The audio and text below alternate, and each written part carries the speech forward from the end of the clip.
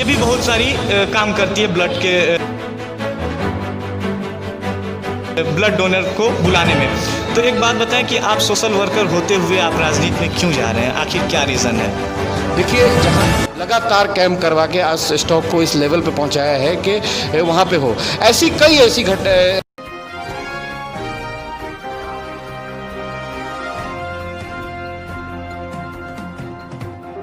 FS news में, और मैं हूं फ़हीम। कई दिनों से जो भी भावी प्रत्याशी हैं उनसे मैं आपका ताल्लुक़ करा रहा हूं और मैं खुद जाके राजनीतिक मुद्दे पे बात कर रहा हूं। तो सिवान सदर विधानसभा संख्या 105 के भावी प्रत्याशी जो कि युवा के तौर पे हैं और एक युवा विधायक के तौर पे हैं, इनकी मांग भी पूरे सिवान सदर की जनता कर रही है। सिवान सदर के जो भी युवा हैं वो कर रहे हैं। मैं वैसे शख्स से आपकी मुलाकात करा रहा हूँ जो कि नेमत आज़ाद जो हैं, जो कि एक भावी प्रत्याशी हैं भीम आर्मी से, और ये एक सोशल वर्कर होते हुए भी ये राजनीति में जा रहे हैं। आखिर क्यों जा रहे हैं, इन सब मुद्दों पे इनसे बात होती है। आइए, सबसे पहले सर स्वागत है आपका हमारे FS न्यूज़ चैनल में। बहुत बहुत शुक्रिया। और सभी सिवान के वासियों को जय भीम, अस्सलाम वालेकुम, नमस्ते।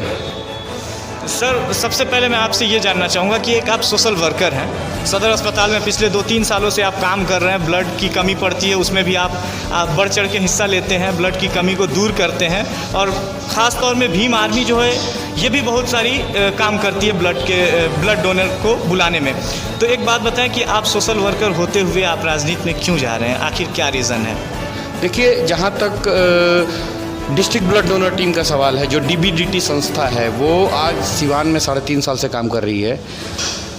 उस संस्था को हम लोग, हमारी कुछ टीम है, हमारे साथ जुड़े हुए हैं, हमारे जो दोस्त हैं, वो जी जान लगा के अपना नुकसान करके अपना टाइम दे के उसको चला रहे हैं। और 3-3.5 साल में 5,500 से ज़्यादा परिवारों को मदद किया गया ऐसे टाइम पे जिस वक्त किसी राजनेता ने उनका साथ नहीं दिया, जिस वक्त किसी उनके परिवार के रिश्तेदारों ने उनका साथ नहीं दिया।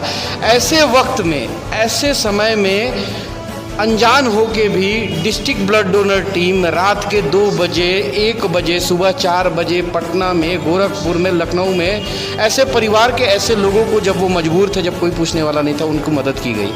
तो ऐसा नहीं है कि ऐसा है कि हमारी संगठन का यहाँ के लोगों के साथ मतलब खून का रिश्ता है, जैसे जी कहा जाता है ना कि परिवार में एक खून का रिश्ता है। तो सिवान की जनता है, सिवान के लोग हमारे भाई हैं अपने, उनसे हमारा खून का रिश्ता है।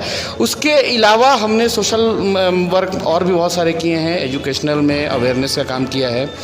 भीम आर्मी भी एक ऐसी ही संगठन है। भीम आर्मी भी एक ऐसी संगठन है जो बैकवर्ड सोसाइटी के SC, ST, OBC और माइनॉरिटी समाज के लोगों के लिए वो एजुकेशन का काम करती थी पहले, लेकिन उसको नहीं करने दिया गया और वहाँ उनके लोगों को परेशान किया गया। तो फिर इसने क्या किया कि मतलब सुरक्षा का काम शुरू किया, जो आर्मी बनाया, भीम आर्मी, कि हमारे लोगों के साथ अगर नाइंसाफ़ी होती है, कुछ गलत होता है, तो उनके साथ उनकी सुरक्षा करेंगे, हम उनके लिए आवाज़ उठाएंगे, उनके लिए आंदोलन करेंगे। तो ये दोनों ही संगठन युवाओं की है और ग्राउंड लेवल पे बहुत काम करती है। इसके अलावा भी ऐसी संगठन है जैसे संविधान बचाओ संघर्ष मोर्चा है। ये वो संगठन है जिसने सिवान में धरना किया था CA NRC के अगेंस्ट में। लगभग 84 दिन तक ये धरना चला था। उसके बाद जब धरना ख़त्म हो गया तो हमने गोपालगंज मोड़ पे कैंप लगाया था, राहत शिविर, जिसमें जो लोग पलायन करके हमारे यहाँ के मज़दूर आ रहे हैं उनको नाश्ता, खाना और पानी वगैरह, जूस वगैरह दिया जाता था। तो ये संविधान बचाओ एक संगठन है। उसके अलावा कई ऐसी संगठनें हैं, मैं 10 संगठन ऐसी हैं जो हमसे जुड़ी हुई है, हमसे जुड़े हुए लोग हैं और इसमें काम करने वाले लोग हैं। तो मेरा ये कहना है कि जब समाज को ज़रूरत पड़ती है तो संगठन में के लोग काम करते हैं, जब समाज को ज़रूरत पड़ती है तो युवा काम करते हैं, जब समाज को ज़रूरत पड़ती है तो संस्थाएं काम करती हैं। लेकिन जब राजनीति की बात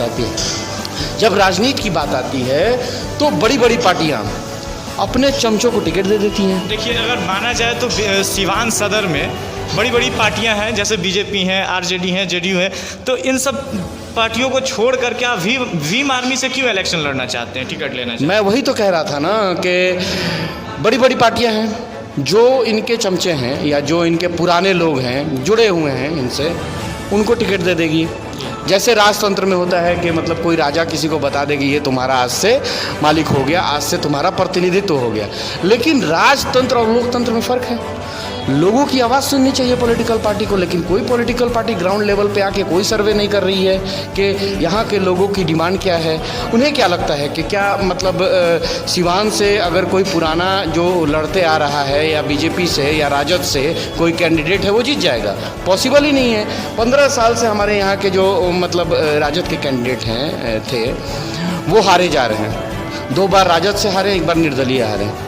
इतने बड़े गठबंधन में भी सिवान हार गए। तो ऐसा क्या कर दिया है इन्होंने 15 साल में कि अब वो जीत जाएंगे? मुझे तो कुछ नहीं दिखता, ना कोई विज़न है, ना कोई प्लानिंग है, तो कुछ भी नहीं। आप बताएं हमको कि आप जब इलेक्शन का वक्त आने वाला है, यानी 2-4 महीने बाद इलेक्शन होने वाला है, जब जनता के बीच में जाएंगे तो किस मुद्दों को लेकर के आप जनता के बीच में जाएंगे वोट के लिए? क्या आपको उम्मीद है कि जनता आपको वोट करेगी? मैंने बताया ना कि यहाँ के लोगों से मतलब खून का रिश्ता है, पारिवारिक रिश्ता है। और मुझे उम्मीद है कि जिन लोगों की मदद मैंने की है कुछ नहीं रहते हुए, और जो लोग हैं हमारे साथ जुड़े हुए, हमेशा रोड पे खड़े रहते हैं आंदोलन में, वो वोट करेंगे। और मैं ये भी बता दूं आपको कि मैं खुद अपने मन से खड़ा नहीं हुआ। सैकड़ों लोग हैं, समाज के जागरूक लोग, मजबूत लोग, जिनके पीछे हज़ारों लोग खड़े हैं।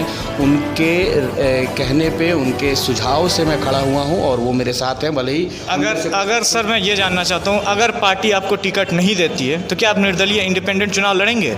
देखिए, वो तो बात की बात है, वो बात की बात है कि निर्दलीय में लड़ूंगा कि नहीं लड़ूंगा। मुझे उम्मीद है कि मेरी पार्टी सिवान से मुझे टिकट देगी, और क्योंकि मुझे पार्टी ने कहा है कि आप तैयारी करो। तो विनय रतन सिंह ने भी कहा था वहाँ पे इंटरव्यू में, हमारे पार्टी के अध्यक्ष ने और मतलब उपाध्यक्ष, सब लोगों का यही कहना है कि हम सिवान से तैयारी कर रहे हैं और लड़ेंगे। अगर हमारी पार्टी गठबंधन करती है दूसरी पार्टी से और वो हमारे सीट को देती है, जैसे सिवान सदर हमारा चुना हुआ सीट है सिवान ज़िले में, हो सकता है हम सारे सीटों पर लड़े या ना लड़े, वो तो बात की बात है। लेकिन सिवान सदर एक ऐसी सीट है जहाँ फाइनल है कि हम लड़ेंगे। क्योंकि 3-3.5 साल से मैं काम कर रहा हूँ, 3 साल से भीम आर्मी काम कर रही है, और कई ऐसी संगठन हैं जो यहाँ पे काम कर रही हैं, और हमने यहाँ पे काम किया है। हमारे पास यहाँ पे जनाधार है, हम यहाँ से चुनाव लड़ेंगे। अगर कोई पार्टी सिवान सदर सीट नहीं देती तो उस पार्टी से गठबंधन नहीं होगा, और हम चुनाव लेकिन सिवान से लड़ेंगे। तो अगर आप जीत जाते हैं सिवान सदर विधानसभा संख्या 105 से, अगर आप विधायक के पद पे होते हैं, तो जनता के लिए आप क्या करेंगे? अपने क्षेत्र के लिए क्या करेंगे आप? देखिए, हार जीत तो बात की बात है, चुनाव लड़ेंगे तो मुझे तो नहीं लगता है कि और कोई पार्टियां और कोई कैंडिडेट है। अगर ऐसा कोई कैंडिडेट है जो दिख रहा है कि क्वालिफ़िकेशन के हिसाब से या ग्राउंड लेवल पे काम के हिसाब से मेरे बराबर का है, आप पार्टी का टैग हटा दीजिए, उसके बाद कैंडिडेट की समीक्षा कर लीजिए। आप जितने भी कैंडिडेट खड़े हो रहे हैं दिगर अलग अलग पार्टियों से हैं, उनको आप सामने खड़ा कीजिए पार्टी का टैग हटा के, और क्वालिफ़िकेशन के हिसाब से या ग्राउंड लेवल पे काम के हिसाब से आप समीक्षा कीजिए, या लोगों को समीक्षा करने दीजिए। लोगों को तो मैं यही कहूँगा कि आप कैंडिडेट देखिए। आपको आज सिवान की हालत ये थी लॉकडाउन में कि ब्लड के लिए, एक यूनिट ब्लड के लिए तरसते थे। किसी पॉलिटिकल पार्टी ने ध्यान नहीं दिया। मैंने अकेले, हमारी टीम ने अकेले 8 लगातार कैंप करवा के आज स्टॉक को इस लेवल पे पहुंचाया है कि वहाँ पे हो। ऐसी वो है लॉकडाउन में लोगों की मदद करना, ऐसे करना। तो मैं बताता हूँ कि कैंडिडेट को पार्टी लेवल से अगर हट के देखें तो कोई भी कैंडिडेट ग्राउंड लेवल पे मेरे बराबर का नहीं है। काम के हिसाब से, उम्र के हिसाब से या तजुर्बा के हिसाब से नहीं बता रहा हूँ मैं। और जो मुद्दे हैं, विज़न तो किसी के पास है ही नहीं। क्या इन्होंने किया है इन्हें खुद नहीं मालूम है। क्या एक एमएलए को करना चाहिए इन्हें नहीं मालूम है। क्या ये जीत के करेंगे इन्हें भी नहीं मालूम है। बस पार्टी का दामन थामे हुए हैं, पार्टी ने खड़ा कर दिया, जीत गए, पार्टी को सपोर्ट करेंगे, सिवान के लोग भाड़ में जाए।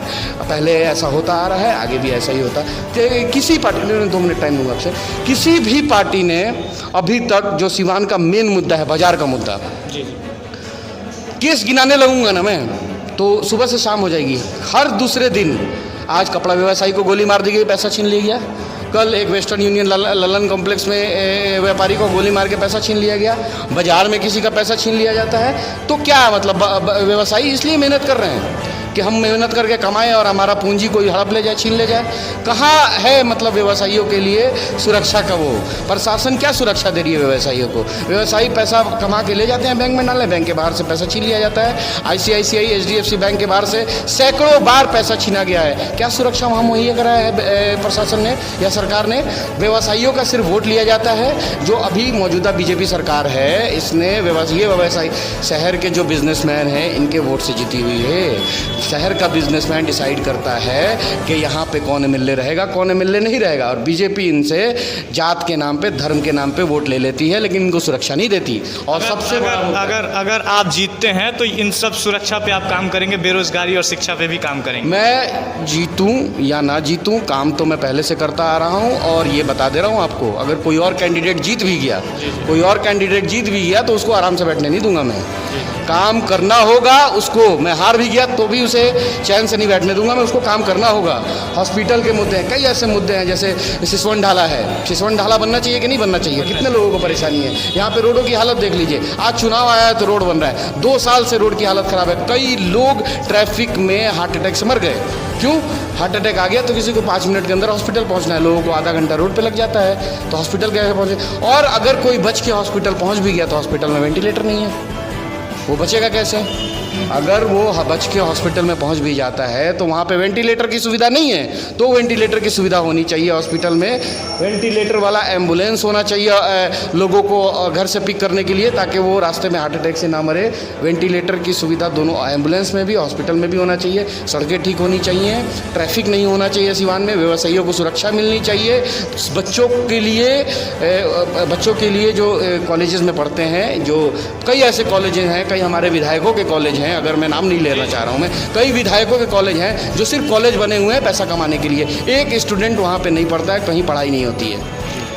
तो ऐसे कॉलेजेस को सुधारा जाए, या तो उनका लाइसेंस रद्द किया जाए या फिर उनमें पढ़ाई शुरू करवाई जाए। लगातार पढ़ाई होनी चाहिए, बच्चों को पढ़ाया जाए, बच्चों को क्वालिटी एजुकेशन दिया जाए, बच्चों को करियर काउंसलिंग दिया जाए, मेडिकल की सुविधा सबको मिलनी चाहिए, सस्ते दाम पे, अच्छे दाम पे। बिजली व्यवसायियों को सस्ते में मिलनी चाहिए। ये सारे मुद्दे हैं भाई सिवान के, इसको तो कोई उठा ही नहीं रहा। जी। आखिरी में मैं ये कहना चाहता हूँ कि हमारे FS न्यूज़ के जरिए विधानसभा संख्या 105 यानी सिवान सदर के जनता तक अपनी आवाज़ को पहुँचाते हैं आप, और क्या कहते हैं उन लोगों से? मैं यही कहूँगा कि देखिए, सिवान में 8 विधानसभा है, लेकिन जो सिवान सदर विधानसभा है वो दिल है सिवान का। कोई भी ज़िला का जो मेन शहर का होता है ना, वो दिल होता है। वहाँ पे बिजनेसमैन होते हैं, वहाँ बिज़नेस करने आप आते हैं, वहाँ पे आपकी बैंकें होती हैं, वहाँ पे आपका हॉस्पिटल होता है। एक ज़िला में एक जो विधानसभा है उसमें कम से कम आप लोग जाति, धर्म, इन सब चीज़ों से उठकर आप काम करने वाले को वोट दें। यकीन मानिए, ये शहर अच्छा हो जाएगा तो 8 का 8 विधानसभा भी आपका अच्छा हो जाएगा। 8 विधानसभा के लोगों को सुरक्षा मिलेगी। आप 7 विधानसभा में जिसको वोट देना है दीजिए, लेकिन यहाँ पे आप कैंडिडेट को देख के वोट दीजिए, ना कि पार्टी को, ना कि जाति को वोट के। मेरी आपसे हाथ जोड़ के रिक्वेस्ट है। देखिए, ये थे हमारे सिवान सदर से भावी प्रत्याशी जो कि भीम आर्मी से दावा कर रहे हैं कि इन्हें टिकट मिलने वाला है, नेमत आज़ाद, जो कि एक सोशल वर्कर हैं। और इन्होंने कहा कि अगर मैं जीत भी गया तो मैं काम, अगर मैं हार भी गया तब भी काम करूंगा, और अगर जीत गया तो बेहतर काम करूंगा। और अगर कोई पार्टी से दूसरा कैंडिडेट जीतता है तो मैं उसे सुकून से बैठने नहीं दूंगा, सोने नहीं दूंगा, क्योंकि अगर वो जीतेंगे जनता की वोट से तो वो जनता के काम के लिए भी सड़क पे आएंगे। बहुत सारे समस्या को इन्होंने बताया। अगर इन्हें टिकट मिलती है और ये जीत जाते हैं तो इन सब सारे मुद्दों पे ये काम करेंगे। हमारे FS न्यूज़ से जुड़े रहने के लिए चैनल को सब्सक्राइब करें, लाइक करें, शेयर करें और बेल आइकन दबाना ना भूलें। धन्यवाद।